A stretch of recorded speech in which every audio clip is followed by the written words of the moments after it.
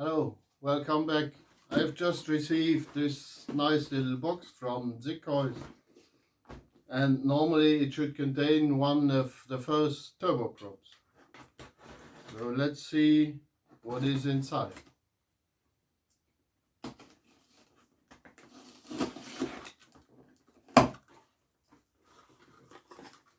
Ah, a lot of foam. So it is well protected from shocks. And another box.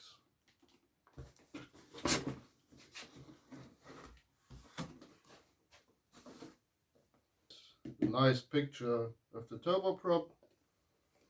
So it is probably the same box for turboprops and for heli engines. And some more foam.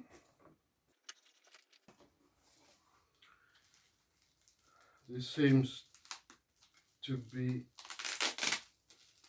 the central hub. It's the compact hub. And a set of tubing, cables, and the pump, I guess.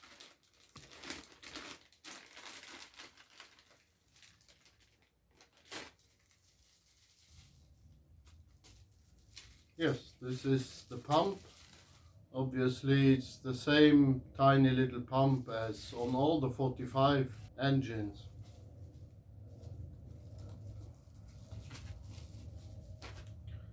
And here we have the beast. It's really well packed that nothing can happen to it on its journey from Spain.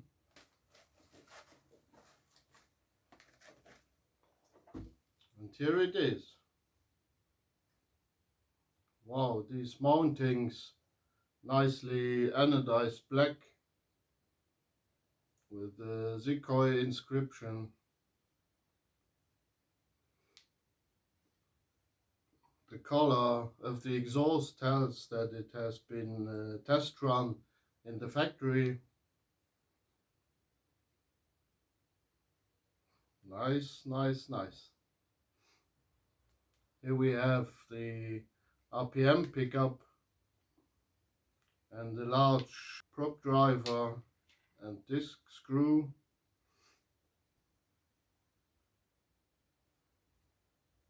This is the loop feed into the gearbox.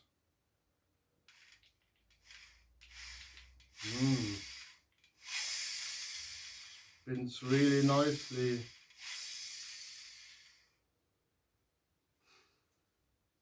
Okay, so now first thing, read the manual and see how it will fit into a plane. After unboxing the engine and reading the manual, it is time now to install it into a plane. So that's what I will show you now. What is different, you see here the prototype I have been flying before in my good old PC-21, which I have been flying successfully for many years with a Wren engine. And then I have modified the firewall to take the prototype engine, which was quite easy, as I will show you later. So what is different now and what is new on this one is, as you can see, the gearbox has become a little larger, and it is now held with this support directly on the front of the gearbox, so where all the forces that come from the prop are taken directly and led to your firewall. The fixing on the firewall is intended with 4 screws.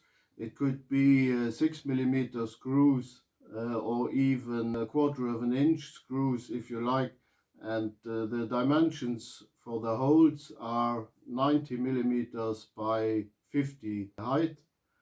This corresponds to 3.5 inches in width and 1/32 of an inch less than 2 inch in height.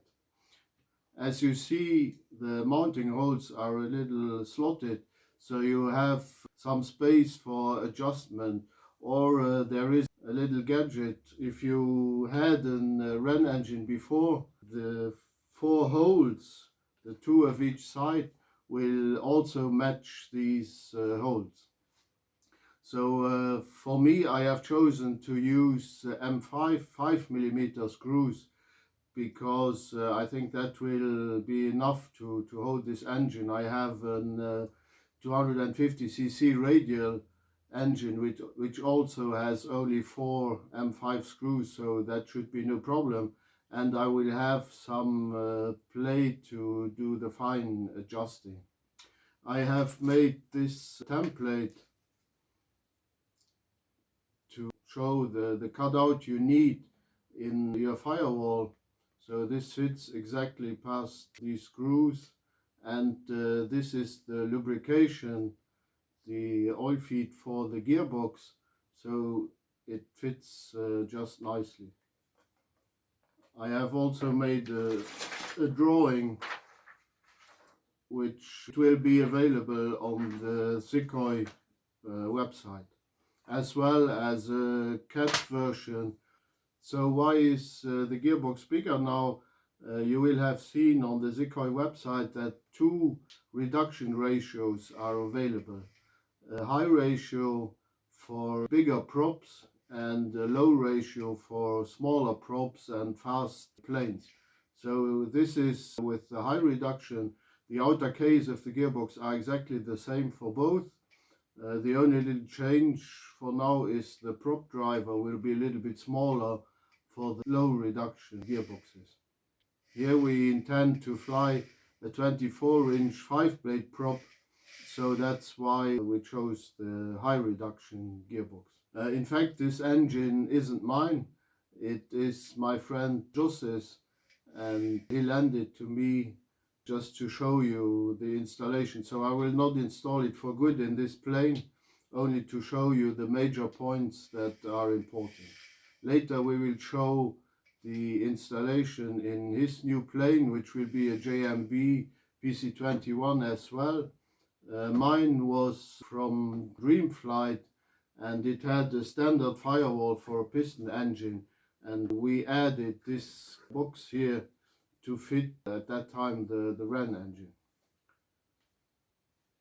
The new one, as this same plane is sold now by JMB Jets, they have modified it a little bit in the front to take their KingTech engines, and we will also show you then how to install it in such a kind of plane front installation. So now you can also see here is the RPM pickup. There are 2 magnets here in the prop driver, and the RPM pickup will monitor the RPM of the prop, obviously, and there is a maximum allowed RPM programmed in the ECU, which will act as a safety feature.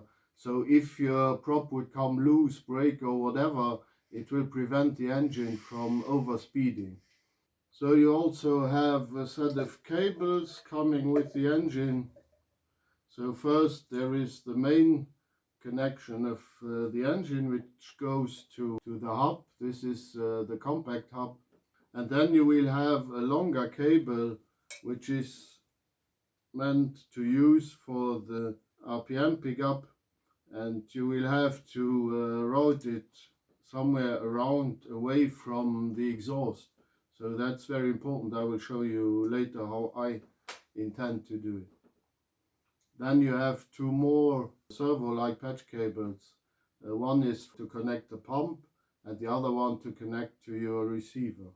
So the pump is the same as on all X45 engines. It's a brushless pump and it has 2 screws. You can fix it somewhere to a convenient place inside of your plane. If you want more information about all these things, how all this works together, you may look at my previous video with the X45 installation on the Phoenix. There I explain in depth how all the components are working together. So far for the explanations. Now we can install it. So our cutout is just like it should be, and we can slide it in and screw it with the four. I chose to use, as I said, M5 screws, so there is no problem for them to fit.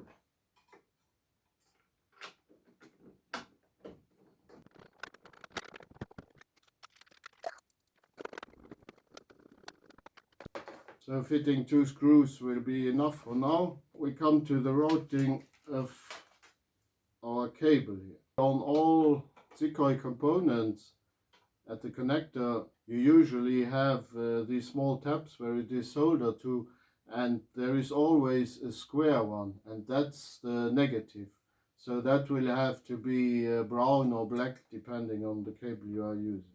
So it has to be connected here, and then it's not easy to route it. If you route it like this, which would be the simplest, it will certainly melt because of the exhaust heat.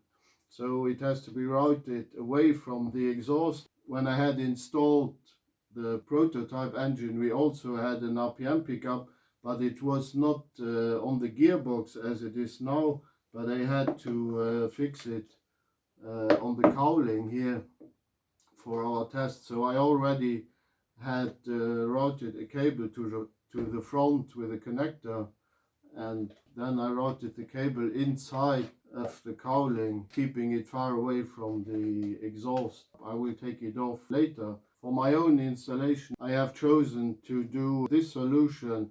I have bent a thin-walled stainless tube and silver soldered a couple of latches here to fix it underneath the fuselage, and one here to fix it on this screw on the gearbox.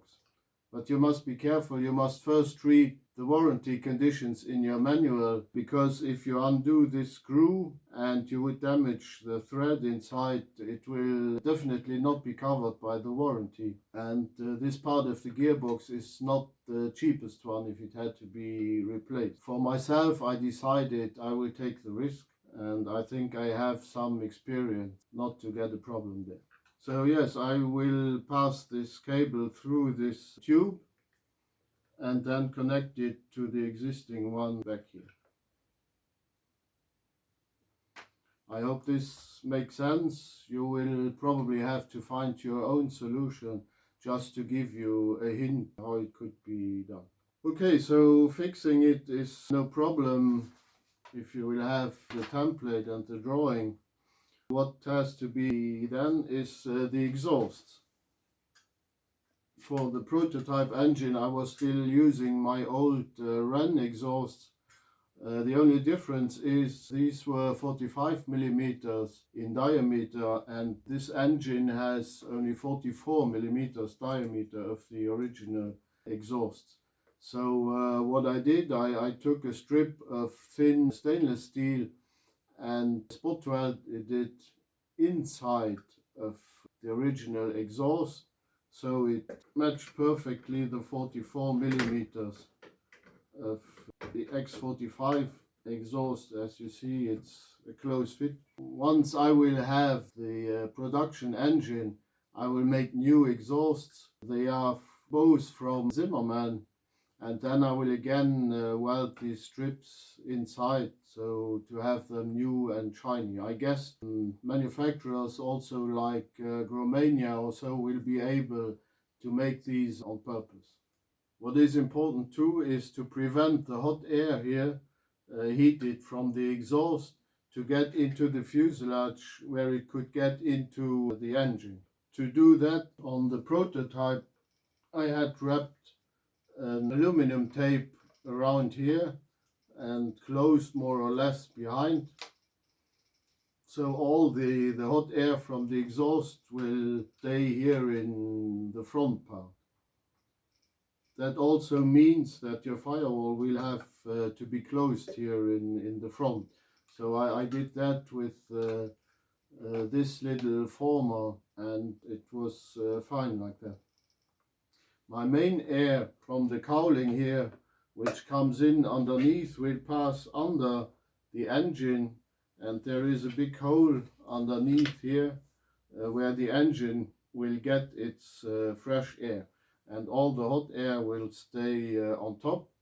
And what I also did here is I have added these small shark type inlets, and inside I have a little guide out of epoxy to guide it to the gearbox. It's also important that the gearbox always gets some fresh air. If you have a plane, for instance, like a PC6, if you look at the full size, the spinner is smaller than the diameter of the front of the cowling. So around the spinner there is some cool air that could go in, and which can then cool the gearbox and the area here on top of the exhaust. On the top of the cowling I did the same. In front, two of these slots, and at the back of the cowling I have 4 slots, so the hot air can exit here via these slots. From my previous installation I also had large holes here on top, which I have closed now with plastic like we use for canopies. Also, I wanted to have it transparent to be able to see the engine if necessary. Then you will have to do the cutouts for the exhaust. Best will be to leave 5 millimeters all around, where also some air coming from in the front can exit, and getting rid of the heat. On the top of the cowling I simply painted the whole surface on top with this BVM heat paint. So with the air coming in and exiting here, it was enough. I will put this engine back in again and show you the connections inside with that engine. Here we have the front view, and you can see my firewall from the circular marking here. You can see my previous engine, how it was mounted with these 6 holes. And now for the Xicoy engine, all I had to do was to cut out these corners and drill the original holes here open and insert 4 5mm blind nuts. And with the template you can see that the 4 lateral holes perfectly match the holes of the Xicoy engine. To close the gaps over here, as I explained earlier, I used this thin Tufnol plate which covers all these openings all around, and you just have the square hole of the Xicoy engine. At the bottom here I have a large hole of about 95 millimeters in diameter to pass the air which comes from the air intake in the cowling under the spinner to lead it into the fuselage to the engine intake. Here on the side I have installed a vertical fiberglass stick to keep the cables away from the intake of the engine. I will show you later when the engine is installed again. One point about these blind nuts, if you are using those, I found out that the inner diameter is very often way too large, so you don't have much thread left inside. This one, for example, is an M6 nut where the core diameter should be 4.8 millimeters, and this is a 5 millimeter drill, and you can see that it's very loose. So this one has to be discarded.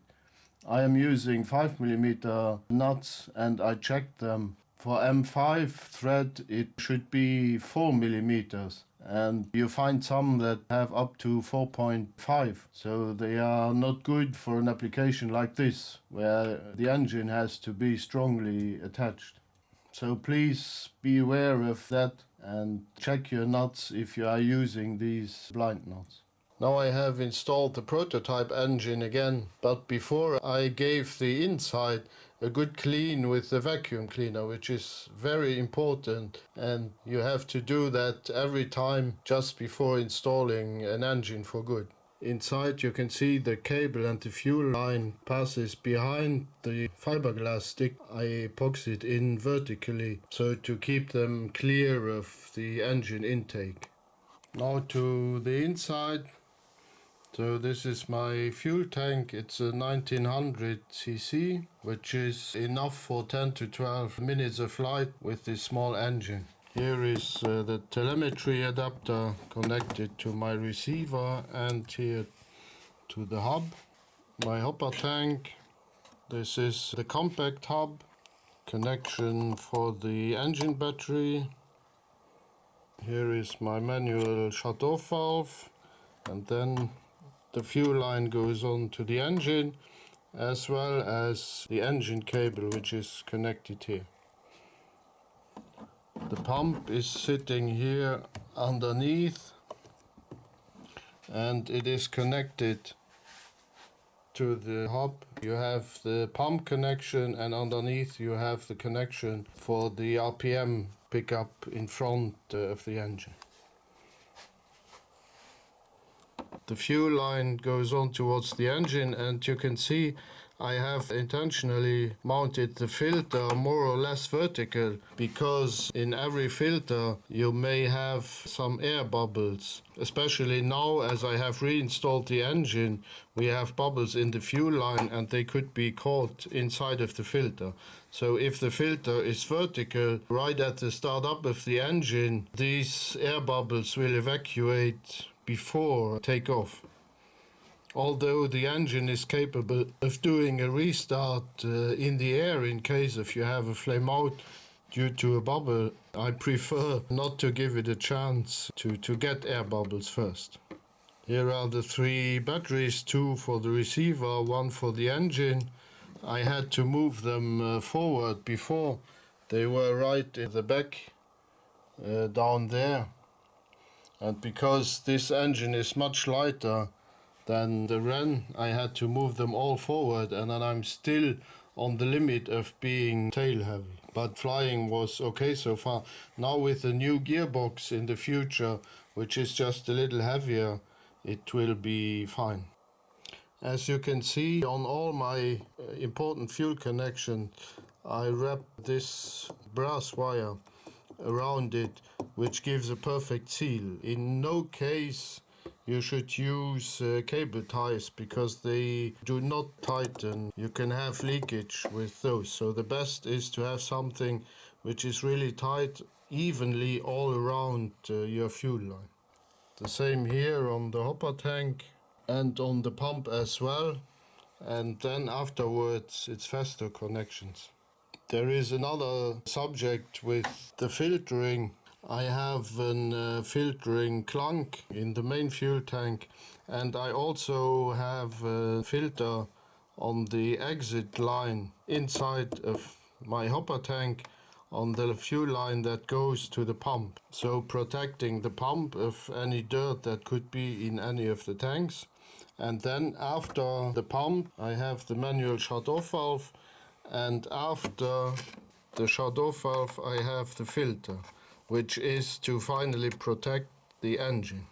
If you have your shut-off valve before the pump, if there were any leakage in the shut-off valve, you would suck in air and you would not notice it. If I have the shut-off valve after the pump, it will not suck in air. There will be some fuel leakage which I would notice, but there is no danger for the engine to get air. The same for the filter. So this is how I usually install all my engines, and I never had a problem with this type of installation. So that's about all I can show you of my installation.